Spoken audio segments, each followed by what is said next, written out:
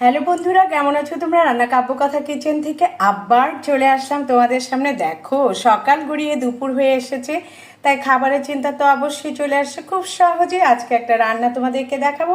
আজকে রান্নার রেসিপি হচ্ছে সর্ষে ইলিশ। খুব সহজেই তৈরি করব সর্ষে ইলিশ। এই জন্য দেখো লাগছে এখানে ইলিশ মাছ, ধুয়ে রাখা ইলিশ মাছ এখানে রয়েছে। এখানে রয়েছে পেঁয়াজ কুচি, এটা হচ্ছে সর্ষে বাটা, কয়েকটা কাঁচা লঙ্কা, এখানে রয়েছে পোস্ত বাটা, আর এখানে একটু পেঁয়াজ বেটে নিয়েছি, আর এখানে তার সাথে কালো জিরা রয়েছে কাঁচামরিচের সাথে।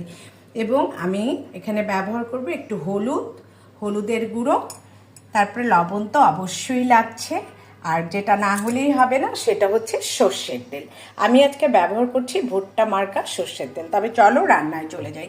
দেখো, একটা মাটির কড়াই বসিয়ে দিয়েছি, আর এই মাটির কড়াইয়ের মধ্যে আমি প্রথমেই আগে কিছু পেঁয়াজের কুচি দিয়ে দিব। তারপরে এখানে দেখো, আমি আমার ঘরে পরিমাণ অনুযায়ী মাছ নিয়েছি। এখানে দেখো 4 টুকরা মাছ দিয়ে দিলাম। খেতে ইচ্ছে করবে তো তাড়াতাড়ি চলে যাব, কারণ এই ঝটপট রান্নাটা করলে নিজেদের জন্য ভালো লাগে। দেখো, এখানে আমি দিয়েছি সর্ষে বাটা, এখন আমি দিয়ে দিলাম পোস্ত বাটা। এই যে পোস্ত বাটা দিয়েছি, এবার আমি একটু পেঁয়াজ বাটা দেব। দেখো, এক এক করে আমি সব দিয়ে দিচ্ছি। দিয়ে দিলাম কাঁচা লঙ্কা। এবার আমি দিয়ে দিব বাকিটি একটু পেঁয়াজ আছে, দিয়ে দিলাম। এবার আমি দিয়ে দিব দেখো এই যে কালো জিরে বাটা। বাস, আর কিসের এত চিন্তা? ইলিশ সর্ষে খেতে হলে ঝামেলা দিয়ে কাজ নেই তো। একটু লবণ দিয়ে দিলাম, বাস একটু হলুদ আর লবণের গুঁড়ো দিয়ে দিলাম। এই যে লবণ এবং হলুদের গুঁড়ো দিয়ে দিয়েছি।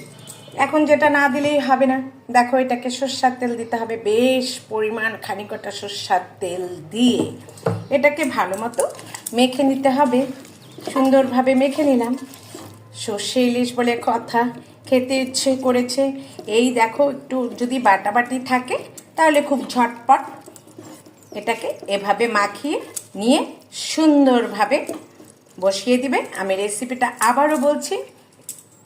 এখানে আমি 4 টুকরো ইলিশ মাছ নিয়েছি, আমার ঘরে লোকজন কম, তাই পেঁয়াজ বাটা, পেঁয়াজ কুচি, সর্ষে বাটা যা না হলে হবে না, তার সাথে আমি অ্যাড করেছি পোস্ত বাটা এবং কালো জিরে বাটা।